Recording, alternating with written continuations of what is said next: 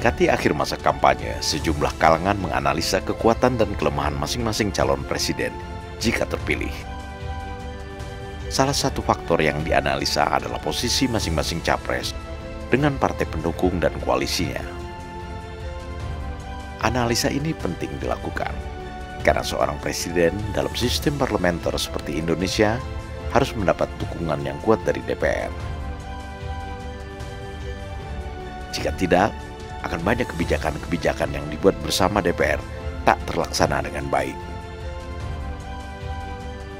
Marzuki Ali, Ketua DPR RI periode 2009-2014, mengungkapkan, tanpa dukungan yang kuat di parlemen, Presiden akan terbentur legalitas, sehingga tidak dapat melaksanakan keputusan karena belum mendapat persetujuan DPR. Contoh situasi ini adalah apa yang dialami Presiden Jokowi yang meskipun terpilih dengan dukungan kuat di DPR, tetap belum bisa melaksanakan undang-undang perampasan aset bagi koruptor. Karena RUU tersebut belum disepakati DPR menjadi undang-undang. Menurut Marzuki Ali, dari ketiga paslon, hanya Prabowo Subianto yang memiliki dukungan yang kuat di parlemen jika terpilih. Makanya saya bilang, seorang presiden, kau nggak punya partai, gimana memperjuangkan kepentingannya di DPR? Nggak gampang. Oh, saya pernah memimpin ibu kota. Ibu kota kan melaksanakan undang-undang, DPRD melaksanakan undang-undang. Tapi yang membuat kebijakan DPR RI. Gimana pertarungan di DPR RI? Seorang presiden tidak memiliki partai politik. Itu yang saya persoalkan. Makanya sebetulnya demokrasi itu harusnya kepemimpin dari partai politik. Tidak orang serta-merta orang dari luar tidak diusung jadi calon presiden, nggak punya basic di partai, tidak ngerti bagaimana membangun partai, tidak mengerti bagaimana mengorganisasi partai, tidak ngerti bagaimana kaderisasi partai, tiba-tiba jadi pemimpin. Gimana jalannya republik ini? Saya berharap ada presiden yang kuat, dia tegas, berani mengambil keputusan, mengerti masalah, kemudian dia menguasai DPR, kita akan baik. Itu syaratnya. Jumlah partai yang sedikit menurut Pak Marzuki, apakah lebih baik dari jumlah partai yang banyak? Relatif bagaimana kepentingan para elitnya saja. Ya. Kalau elitnya ya seperti sekarang semuanya bisa kompromi, ya sedikit banyak sama saja. Sekarang kita lompat sekarang. Kan 3 capres, 01, 02, 03. Saya dan Kodari pernah ngomong, Kodari bilang, ini yang bertarung itu adalah mastermind di belakang ya.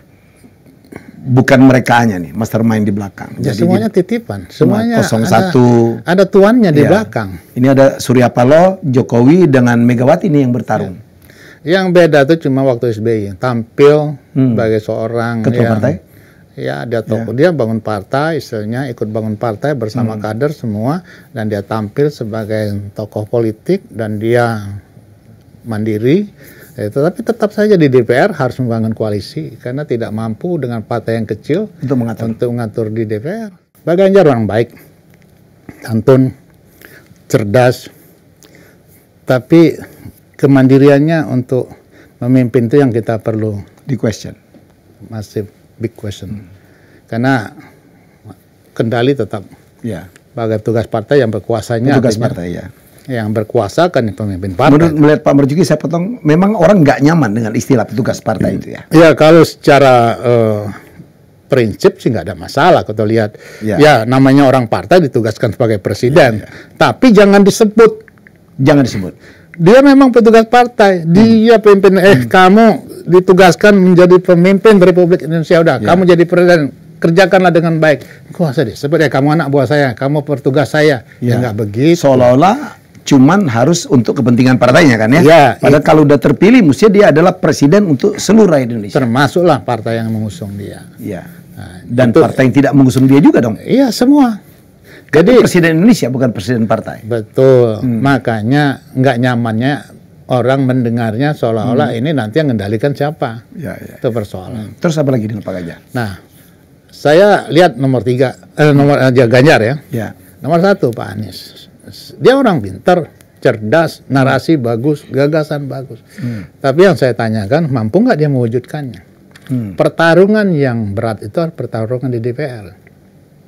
Bagaimana kebijakan publik itu bisa disahkan di DPR bersama Presiden. Ini hal lain lagi. Itu yang persoalan yang paling sulit. Oh, pengalaman saya di DKI, saya bisa begini ngajak. DKI DPRD-nya diatur oleh undang-undang. Dia tidak membuat undang-undang. Jadi kalau dia melanggar undang-undang, dia kena. DKI gampang. Pemerintah provinsi gampang sekali lah.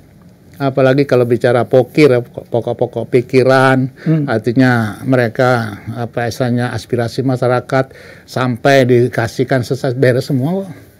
Seluruh Indonesia namanya DPRD provinsi itu nggak ada persoalan, walaupun dia partai oposisi, walaupun dia sebagai apapun juga baik-baik saja dengan gubernurnya. Beda dengan DPR RI. Contoh yang nyata, Presiden Jokowi itu sudah berapa lama menyampaikan rancangan undang-undang perampasan aset sampai sekarang belum diketok. Nggak dijalan, nggak diproses. Gimana maksakan? Kalau nggak dia punya kekuatan politik di DPR, itu yang masalah. Dan kalau kita track record ya banyak lah, kita nggak mau bicarakan lah ya, kita bicara ke depan saja. Anggaplah track record ini ya semua baik-baik aja lah. Ya, kita bicara ke depan, gagasannya mampu nggak dia wujudkan. Menurut saya nggak bisa. Akhirnya apa?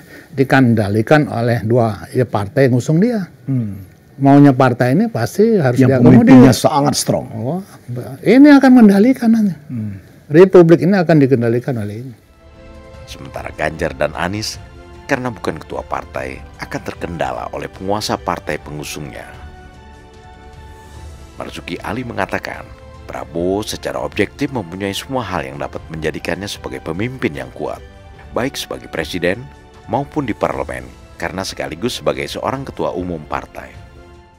Memberikan overview tentang Ganjar, tentang Anies. Prabowo, saya cukup lama kenal, saya pernah bicara berdua, orangnya orisinil ya, nggak pernah basa-basi.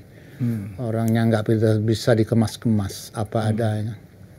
Dan orangnya sangat empati dan tidak pernah membangun persepsi tentang diri. Kalau bantu orang, bantu aja. Nggak ada dia beritakan bantu dan sebagainya. Menjadikan orang, dia jadikan orang, dia nggak ada yang tahu. Dia nyumbang, nggak ada orang yang tahu. Dia bangun sekolah sepak bola, nggak ada orang yang tahu. Setelah baru hal seperti itu banyak dilakukan. Termasuk dia membantu Anies Baswedan. Termasuk menjadikan Anies jadi gubernur. Membiayai partai gratis, apalagi.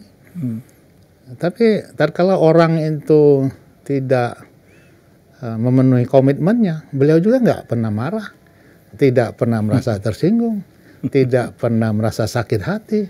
Ya sebagai manusia katanya adalah, tapi ya dia nggak pernah menyampaikan ke ruang publik. Dan saya lihat dia berhasil membangun partai. Partai itu salah satu pilar demokrasi. Dari nol ya? Dari nol. Dan dari susah. Jangan orang menganggap bangun partai gampang. Pengorbanan luar biasa. Berapa banyak orang bangun partai dengan uang triliunan nggak jadi apa-apa. Kita tahu Perindo 2019 nggak jadi apa-apa. Uang triliun kan habis. Dulu ada Partai Merdeka, uang triliun habis. Tidak gampang bangun partai. Jangan melecehkan orang yang berhasil bangun partai. Kehebatan Pak Prabowo membangun partai salah satu kehebatan beliau dalam memimpin artinya. Kalau dia mampu membangun partai, artinya dia mampu memimpin republik ini. Dia ngerti kaderisasi. Dia mengerti bagaimana sulitnya pendanaan partai. Semua itu dihadapi. Dan nyata dia bisa lalui. Dan yang paling penting dia sudah selesai dengan diri dia. Itu yang Kak Marzuki lihat ya? Iya, betul. Makanya saya 2014 itu pernah ngobrol berdua. Prabowo Gibran, Man of Our Time.